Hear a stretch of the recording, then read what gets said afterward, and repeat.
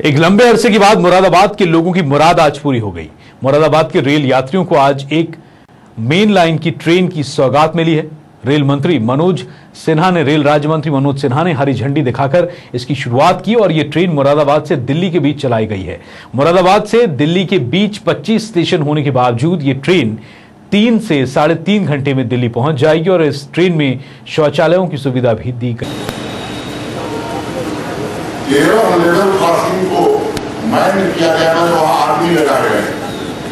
5 आरयूटी बनाई गई है रेल अंडावली और 4 आरओटी पिछले दिनों यहाँ पूरे किए गए। आगे जो काम प्रस्तावित है replacement of old foot overbridge पूरब की दिशा में जो फुटब्रिज है मुरादाबाद में उसे हम पूरा करने वाले हैं। सेकेंड मेट्रोलियम रामपुर स्टेशन पर भी दूसरा फुट ओवरब्रिज बनने वाला है। Construction of ROB LC1C Moradabad Ghaziabad section में जो गेट नंबर 1C है इस पर आरओबी का निर्माण करने जा रहे हैं। गेट नंबर 418 भी मुरादाबाद सहारनपुर जो गोलकपुर के नाम से है वहां भी आरओबी का निर्माण करने जा रहे हैं।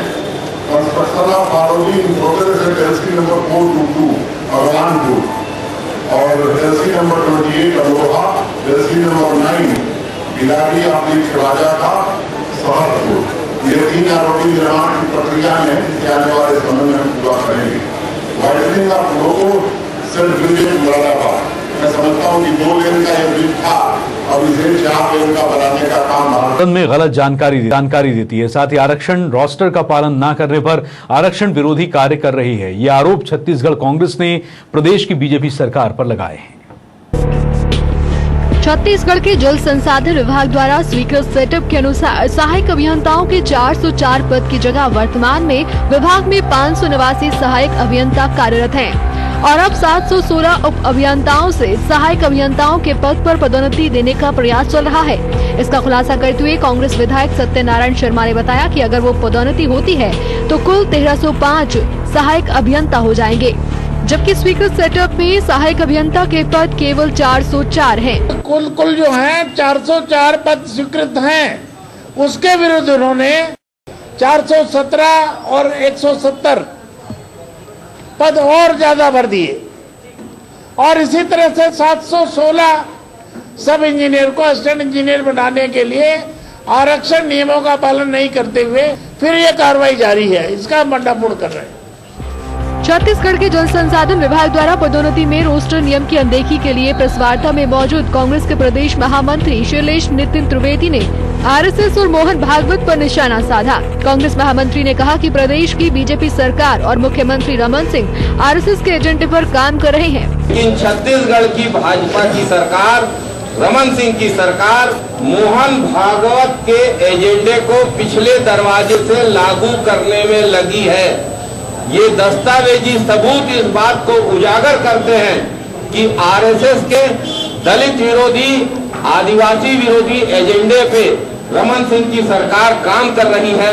कांग्रेस ने प्रेस कॉन्फ्रेंस कर प्रदेश सरकार पर आरक्षण विरोधी होने का आरोप लगा दिया। अब देखना होगा कि सरकार इन आरोपों से कैसे निपट पाती है। छत्तीसगढ़ से सुधीर तंबोली की रिपोर्ट। छत्तीसगढ़ यातायात महासंघ के बैनर तले यात्री बसों की हड़ताल से प्रदेश में यातायात व्यवस्था चरमरा गई है। महासंघ अध्यक्ष द्वारा मन मर्जी से हड़ताल वापसी की घोषणा से नाराज सदस्यों ने सर्वसम्मति से नए अध्यक्ष का चयन कर शासन से अपनी मांग के संबंध में चर्चा कर मांग नहीं माने जाने तक बसों का संचालन बंद रखने का फैसला किया है। प्रदेश में संचालित लगभग 8000 बसों के थमे पहिए 16 मार्च से ही नहीं हिले हैं, जिसके कारण यात्रियों को अन्य स्थानों से आगे जाने में बड़ी दिक्कतों का सामना करना पड़ रहा है। निजी बस संचालकों की मांग है कि सिटी बसों को निश्चित दूरी तक शहर की सीमा में चलाया जाए। यातायात महासंघ को सिटी बसों के लंबी दूरी तक संचालन किए जाने पर विरोध है। सिटी बस सिटी के अंदर चलाई जाए करके हम लोग ने अनिश्चितकालीन हड़ताल रखी गई है, जिससे हमारी रोजी रोटी चलने में हमको तकलीफ हो रही है और मांगे पूरी नहीं होगी तब तक अनिश्चितकालीन हड़ताल रहेगी। यात्री बसों की हड़ताल पर चले जाने से यात्रियों को काफी दिक्कतों का सामना करना पड़ रहा है और हड़ताल की वजह से राज्य सरकार का भी काफी नुकसान हो रहा है। अब देखना होगा कि हड़ताल करने वाले कर्मचारी आगे क्या रणनीति अपनाते हैं और सरकार उनकी मांगों को कहां तक सुन पाती है। छत्तीसगढ़ से सुधीर तंबोली की रिपोर्ट।